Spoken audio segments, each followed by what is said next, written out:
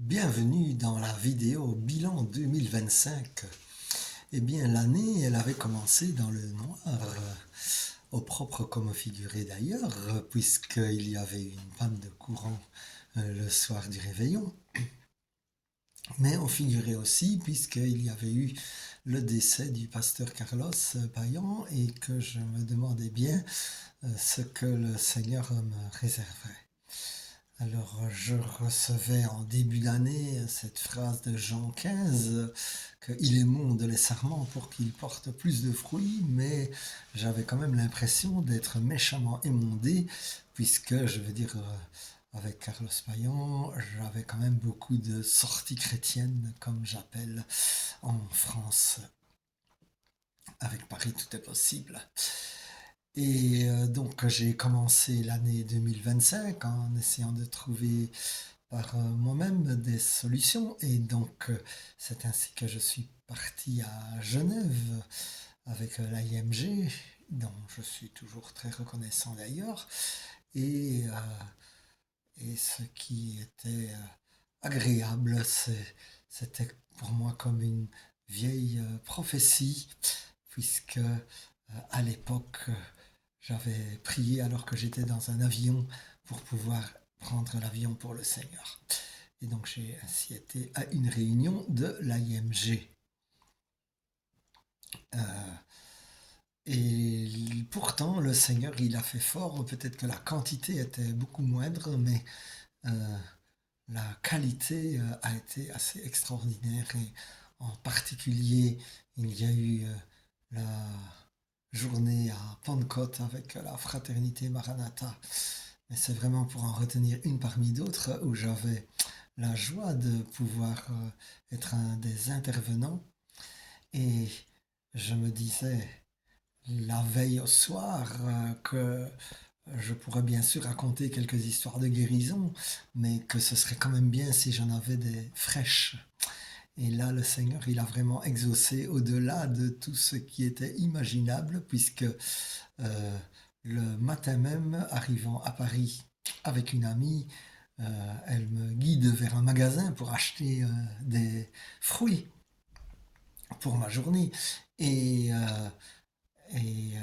là, nous voyons une ou un, c'était pas très clair si c'était un travesti ou quoi. En tout cas, nous voyons une personne qui avait des douleurs pour marcher et nous avons prié pour cette personne qui allait beaucoup mieux et donc c'était déjà la joie.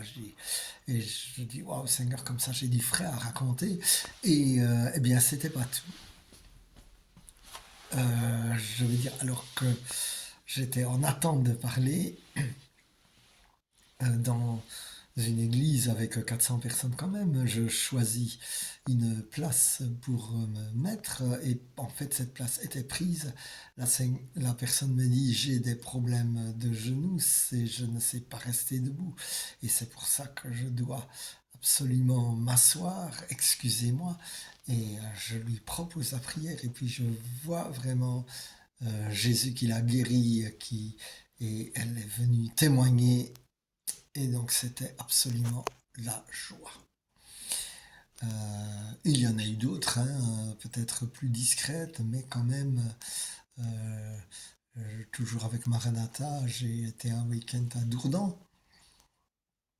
Et déjà là, je dis, normalement, j'étais pas censé être un intervenant. Et puis finalement, euh, il y a eu quelqu'un qui a eu un problème. Et toujours est-il que j'ai pu l'être. Mais aussi, ce qui a été magnifique, eh bien, c'était ma voisine pour qui j'ai prié et qui allait beaucoup mieux et donc c'était la joie et en plus de ça j'ai aussi été très honoré que toute l'équipe a prié pour moi en fin de réunion. Donc les autres joies, eh bien, elles sont devenues belges parce que si la voilure a diminué en France, eh bien, en Belgique, alors que je partais de rien du tout, à peu près de 3 fois zéro, eh bien, nous avons eu ouais, vraiment de belles choses qui se passent maintenant, aussi bien chez les catholiques que chez les protestants. C'est ainsi que chez les protestants, j'ai eu la joie de participer à des réunions à Bruxelles et à Charleroi avec l'IMG, en tant qu'équipier de prière, mais j'ai aussi eu la joie d'être invité, même comme intervenant dans un atelier à la session du Renouveau catholique à Maretsu. Et, euh, et ça, c'était vraiment un cadeau qui venait du ciel. Et donc, après, je vais dire, j'ai aussi eu la joie de participer à une retraite avec Mary Healy. Et là aussi, j'ai vu la présence, l'onction de Dieu. Et ça, c'était quand même la joie. Et donc je me dis merci Seigneur. Et puis il y a eu des petits bonus comme ça dans des réunions qui a priori ne payaient pas de mine et qui pourtant se sont vraiment bien passées parce que ce que j'ai vraiment retenu, c'était le conseil d'un ami. Jean, tu n'as pas besoin d'être dans une convention ou dans une retraite pour prier pour les gens. Tu vois qu'il y a des personnes qui ont un problème, tu proposes la prière et puis tu vois ce qui se passe. Et donc, j'allais dire, j'ai même eu la joie de prier et de voir Jésus agir dans une évangélisation de rue à Charleroi. Et donc, il n'y a pas de lieu spécifique. Et ça, c'est vraiment la joie. Donc, ça, c'était un peu le résumé du point de vue chrétien. Puis, du point de vue de la santé, ben déjà, je suis toujours dans la gratitude et la reconnaissance, puisque, je veux dire, les 2 prises de sang annuelles médicales étaient OK, et que donc,